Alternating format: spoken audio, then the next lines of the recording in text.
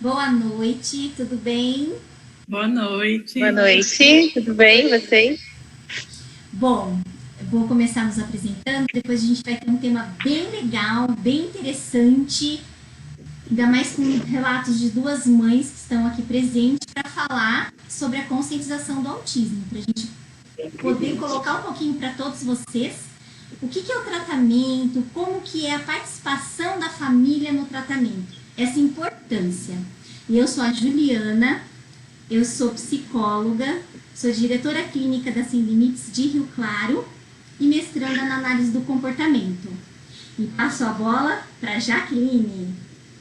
Olá, boa noite, tudo bem? Primeiro eu queria agradecer a oportunidade, de participar desse momento aqui com vocês. Sou a Jaqueline Jaque, terapeuta ocupacional. Há cerca de 2 anos eu trabalho com abordagem de integração sensorial de IES, num espaço terapêutico próprio. Tenho uma parceria com a Ju aí no atendimento do autismo. Legal. Eu sou a Karina, mãe do Lucas. O Lucas é um menino que está com 7 anos, foi diagnosticado com autismo aos 2 anos e meio. Boa noite. Meu nome é Emily, sou mãe do Samuel, menino de 11 anos, autista, foi diagnosticado quase com 5. Um pouquinho tardio, mas foi diagnosticado. A Karina, ela é dentista e a Emily, fala a sua profissão, Emily. Na verdade, eu trabalho com folha de pagamento. Hoje trabalho numa empresa de suporte, mas sempre na parte de folha de pagamento. E agora me formando em pedagogia. Isso, fazendo a pedagogia. Estou entrando nesse mundo aí. Que legal. Bom, a Jaque e eu trabalho com a parte da análise do comportamento e mais o Denver aqui na clínica, a nossa base. Mas a gente vai estar falando então sobre essa parceria, né? Tanto dos pais, com os outros terapeutas. E aí eu tenho a experiência que quando a gente integra a família dentro do tratamento, junto como parceiro, a gente consegue visualizar esse crescimento, esse desenvolvimento acontecer naturalmente, mas de uma maneira, não digo rápida, mas mais funcional. Porque a gente vai trabalhar então com uma habilidade X em todos os contextos. E lá na Jaqueline, por exemplo, se ela sabe que a gente está trabalhando num contexto, ela vai acabar tendo as oportunidades ali e vai trabalhar da mesma maneira. Quer colocar alguma coisa, Jaque? Sim, é isso mesmo, Ju, né? A nossa parceria. A gente procura integrar o quanto que as questões comportamentais, elas podem ter como base, né? As questões sensoriais, principalmente voltadas à regulação do alerta, a percepção sensorial, a influência disso na casa, no âmbito familiar, no âmbito escolar, desculpa, no âmbito social, né? A gente procura integrar esse cuidado, né, com essa criança. Ô Jaque, você consegue colocar um pouquinho mais ou o seu fone um pouquinho mais perto? Vocês estão conseguindo ouvi-la bem? Sim. E não tá travando? Ah, então tá ótimo. Deixa eu ver aqui Não, comigo. tá travando pra você?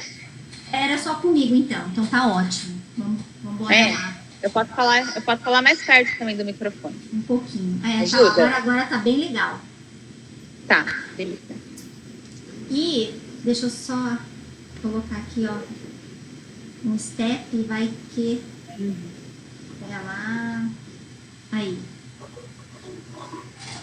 E então, como a Jaque estava falando, quando a gente leva lá para casa, então os pais conseguem visualizar a terapia, né? Então, a gente, falando aí, mesmo da terapia ocupacional, da integração sensorial, da fonoaudiologia, a educação física é um pouquinho mais restrito, né, de estar indo para casa, mas aí os pais conseguem visualizar o que a gente está fazendo, como a gente faz, a maneira que a gente está fazendo. E eu também coloco a supervisão, né? Dentro da supervisão, que depois a Karina e a Emily pode estar colocando um pouquinho melhor esse trabalho, quando a gente passa algumas tarefas, né? Então, no início, às vezes, a família que não está acostumada a fazer algumas atividades, o olhar dessa família, então a gente vai conseguindo... Quem fica 24 horas com a criança são os pais, né? Então, a gente vai dando esses instrumentos, não é, Jaque? A gente vai dando esses instrumentos para a família. Então, se não tem uma lycra, a gente, às vezes, adapta uma lycra na casa. Né? É isso que eu ia comentar agora, Gil. Porque além da supervisão, esse acompanhamento com as famílias nas casas, a gente consegue entender qual é aquela rotina, quais são as demandas, quais são as possibilidades na casa, de acordo com os próprios recursos que já tem ali, ou qual a necessidade de adaptações, né, para promover acomodações sensoriais, para organizar aquela rotina de atividade, para estimular a participação social e ocupacional daquelas crianças na realização das atividades do dia a dia, então seja no vestuário, seja no autocuidado, seja na alimentação. E o quanto que é importante, né, Ju, nessa parceria, nós estamos falando, mas tem toda uma equipe, né, que nos acompanha, de fazer em conjunto, né, porque sozinho não tem como. Hoje mesmo eu fui na casa de uma cliente que a gente tem em comum, que tem uma questão muito grande de alimentação, mas que eu já fiquei pensando, tem uma questão sensorial, né, de como que é essa exploração desse alimento, como que é esse posicionamento, esse alerta está adequado ou não, mas tem uma questão também fonoaudiológica, de como que é essa questão orofacial, como que ela se percebe, tem uma questão de comportamento, porque como que é a rotina de atividades, como são os manejos de comportamento para lidar com aquela criança naquele momento, e como a gente lida com essa família, porque a gente entende que é um desafio, né? Não é fácil. Não adianta também a gente sobrecarregar, né, de diversas tarefas e não dar esse apoio, né? Então, é toda essa parceria, né? Todos esses fatores que influenciam aí nesse trabalho. Sim. E que a gente tem, graças a Deus, boas famílias, né? Que nos auxiliam nesse processo, que são receptivas, né? Sim. Estão aí juntas, né?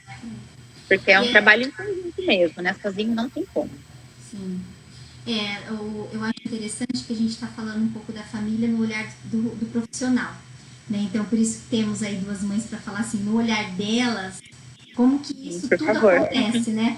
Porque, assim, a gente está ali, a gente mostra uma maneira de comer, às vezes é fácil falar, né? Ó, tira ali o da frente da criança, mas ela não vai comer, então a preocupação do pai realmente ela tem que comer.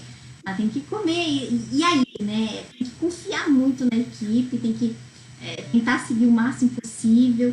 E esse é o nosso olhar. A gente acha que uma hora a gente encontra. Então, tem famílias que abrem mais, outras não, mas a gente está aqui para inspirar mesmo, né? Inspirar as famílias a conseguirem chegar lá.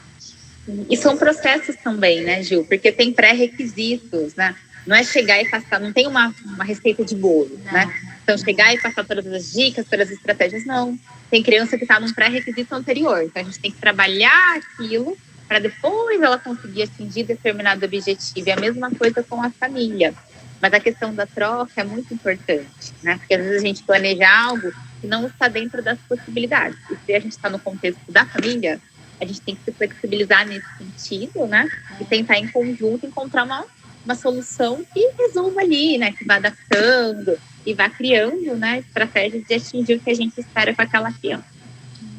Eu tenho um exemplo que eu comentei com uma família que era importante a criança sentar na mesa todas as noites, na hora do almoço, com a família. Aí ela virou e falou assim pra mim, era na terapia comportamental. Ela falou assim, olha, você pode ter certeza que eu vou fazer isso, mas quando eu comprar a mesa, eu faço.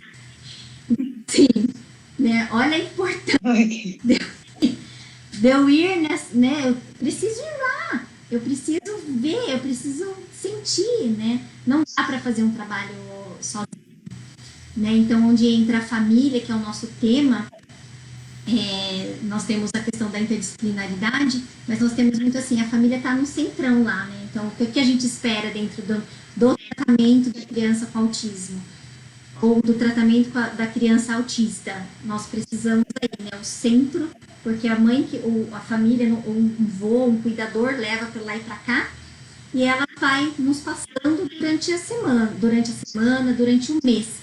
Mas aí a gente tem as visitas, né, que seria um padrão ouro aí, né, de tratamento que a gente fala, junto com a família proporcionando o que consegue, porque a gente tem que trabalhar, Vocês não estão falando disso mesmo, né? A gente vê essa questão. Mas esse é o nosso pequeno olhar ali, né? Porque a gente está fazendo e achando que está dando certo. E você, Emily? É a própria troca, né? Já aconteceu de dar algum procedimento, a gente vê que não contextualiza com a gente em casa, ou às vezes aconteceu muito como mãe, de eu falar, não, isso eu não consigo. E aí, não, mas vamos tentar dessa maneira, quem sabe assim, faz uma forcinha. E acho que o bacana é que muitas vezes aconteceu de eu enxergar uma situação, e aí a terapeuta fala assim, não, mas vamos ver o que aconteceu antes. A hora que você começa a equipe passa para você como ver, será que foi bem assim? Será que aquela sua reação não de repente motivou, mesmo que foi uma reação ruim?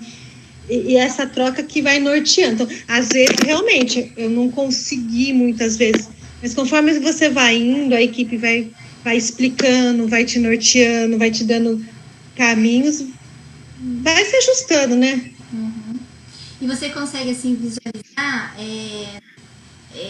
a questão, assim, dessa aceitação, né? Tanta gente na sua casa, dentro da sua casa, esse começo, né, de terapia. Aí, se você quiser falar um pouquinho do diagnóstico do Samuel, foi apresentar um pouquinho. O começo foi bem complicado, que foi bem no início de um divórcio, que aí entra em questões pessoais, e o ABA não foi comprado pela família toda. Então, tinha aquela questão da visita com o pai, tratava de um jeito, eu não fazia tudo que a terapia me pedia, estava ainda adaptando a minha vida de divorciada e tudo mais, tenho mais filhos, e aí foi... Mas a hora que você alinha, você consegue se posicionar e se organizar de uma maneira que você... É engraçado que o que você às vezes acha que não dá tempo, conforme você se organiza, a própria demanda da criança diminui. A própria ecolalia diminui, a estereotipia diminui, você consegue implementar cada vez mais coisas, cada vez mais atividade, e acaba ficando gostoso, você consegue brincar muito melhor, você consegue intervir muito menos. Mas no começo não é gostoso, não. Não é gostoso, não é fácil. É difícil fazer a família comprar a ideia. Você escuta muito assim, não sei se a Karina ouvia muito, falava assim, mas se tiver que fazer tudo igual, como é que ele faz quando mudar de ambiente? Né? Não, mas aqui na casa da avó pode. Não, mas aqui na minha casa eu faço do jeito... até você conseguir comprar toda a família, mostrar que dá resultado, que é pro bem dele. Eu tive bastante dificuldade.